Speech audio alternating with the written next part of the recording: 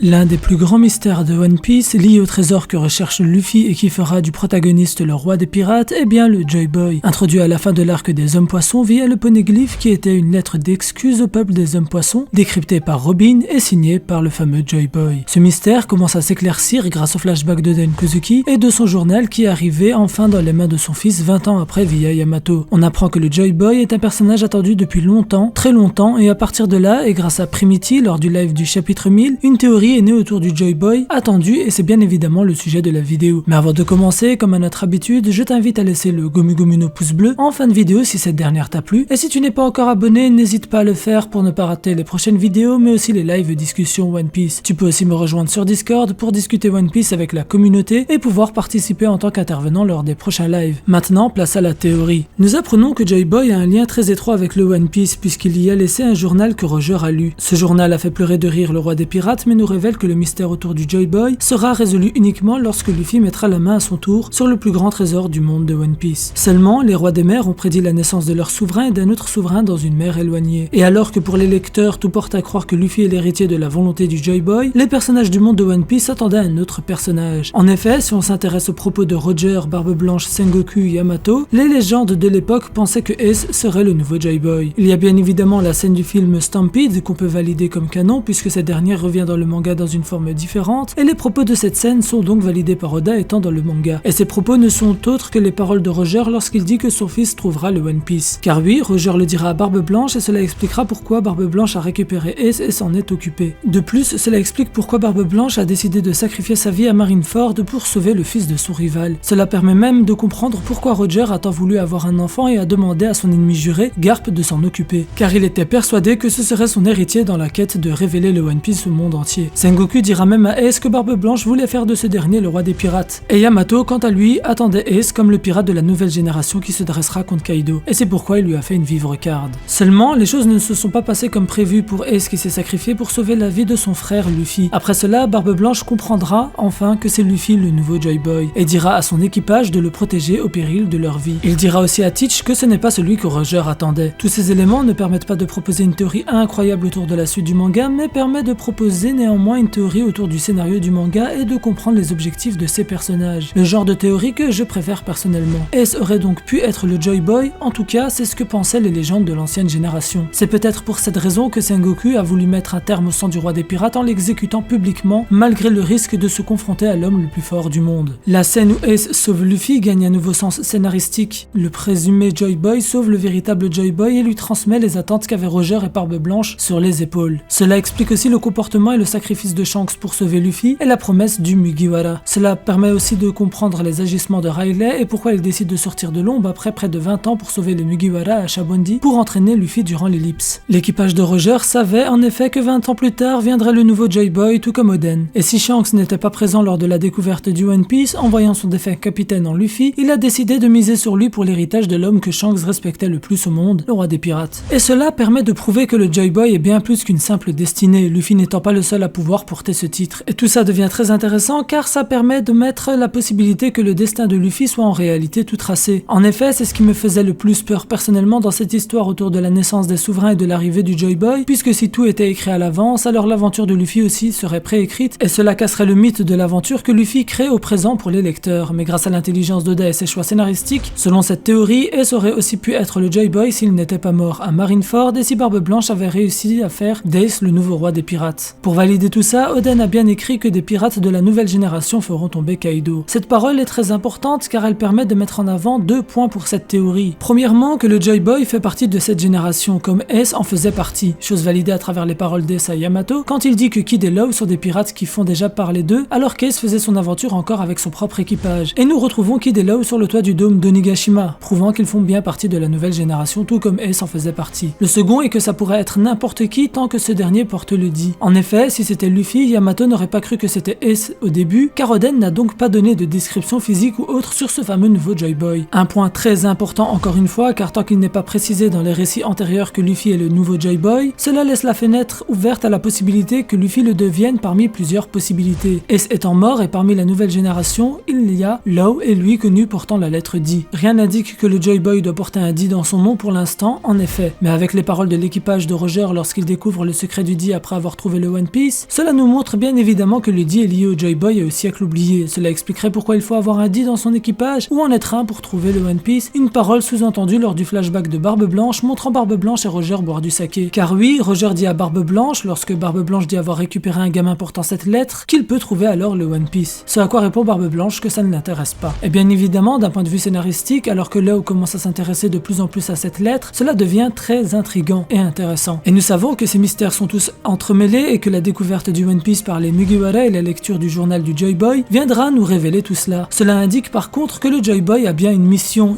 sûrement liée à la prophétie de Shirley de l'île des hommes poissons. Une mission que Luffy acceptera lorsqu'il deviendra le roi des pirates pour l'arc final de One Piece, un arc que Oda et ses éditeurs nous promettent d'être incroyable. Et à ce moment-là, Luffy sera entouré de tous ses alliés pour la plus grande guerre de l'histoire et le pouvoir spécial de Luffy, souligné par Mihawk à Marineford, que de se faire des alliés sera mis en avant. Et on comprend du coup beaucoup mieux le personnage de Ace et son rôle à travers cette théorie et pourquoi Oda continue de les développer plusieurs années après sa mort en le rendant important dans un arc tel que Wano Kuni. Yamato fait le lien avec le passé de Ace et Ace nous montre qu'il avait tout ce qui était nécessaire pour être le nouveau Joy Boy. Nous savons qu'il possédait le Haki des rois et donc qu'il pouvait être un souverain. C'était un D, il était fougueux et sauvait des gens. Et ces Luffy ont tellement en commun que ce comportement similaire peut être lié au Joy Boy. En effet, j'avais déjà expliqué dans une théorie autour du Joy Boy que pour moi le Joy Boy se traduisant par l'enfant joyeux était celui qui faisait son aventure tout en souriant. Et nous savons que les D ont tendance à sourire, voire rire juste avant de mourir, un trait liant les D au Joy Boy. Les D seraient donc tous des possibles héritiers de la volonté du Joy Boy, tout simplement. Mais si Roger aurait pu accomplir tout ce que le Joy Boy devait accomplir d'un point de vue compétence, il était beaucoup trop tôt lors du passage du roi des pirates, puisque les souverains, les armes antiques, manquaient à l'appel. Nous avons pu voir que l'île des hommes poissons a une promesse avec l'ancien Joy Boy, une promesse que Luffy réalisera en tant qu'héritier. Et cela prouve que le Joy Boy est lié aux familles royales, millénaires. Le poneglyphe d'Alabasta pourrait aussi avoir une preuve du lien entre le Joy Boy, l'ancien royaume et les Nefertari. Un petit argument pour la théorie Vivi égale Uranus, une théorie que j'ai déjà partagée sur la chaîne, donc je vais éviter de me répéter pour rien du tout, tu auras juste un lien en fin de vidéo si la théorie t'intéresse. Ainsi, à partir de la théorie comme quoi Ace était le présumé Joy Boy attendu par Roger et Barbe Blanche, on se rend compte que le D est en réalité une lettre permettant de signaler les possibles héritiers de la volonté du garçon joyeux. Et il y a bien évidemment un troisième pirate que j'ai volontairement omis plus tôt, considéré comme pirate de la nouvelle et pire génération qui porte le D dans son nom et qui à chaque fois qu'il apparaît sourit et rit devant n'importe quelle situation. C'est bien évidemment Barbe Noire. Ainsi, nous avons trois héritiers potentiels pour le Joy Boy et pour le futur roi des pirates. Mais si Roger n'attendait pas Teach, cela ne veut pas dire que Teach ne peut pas trouver le One Piece et postuler au titre de Joy Boy. Cela permettant de comprendre en quoi Teach est le véritable antagoniste ultime et final de Luffy. Voilà, nous arrivons à la fin de la vidéo et j'espère sincèrement qu'elle t'aura plu. Si tu aimes bien ce genre de vidéo, n'hésite pas à laisser le gomu gomu no pouce bleu et vous pouvez devenir mes Nakama et rejoindre mon équipage en vous abonnant et en activant la cloche pour ne pas rater les prochaines vidéos et live. Vous pouvez aussi me rejoindre sur Twitter où je parle pas mal de One Piece et d'autres œuvres que j'aime essentiellement et venir sur Discord discuter en communauté sur One Piece et pour pouvoir intervenir durant les lives. C'était Yams, El Psy, Konguru.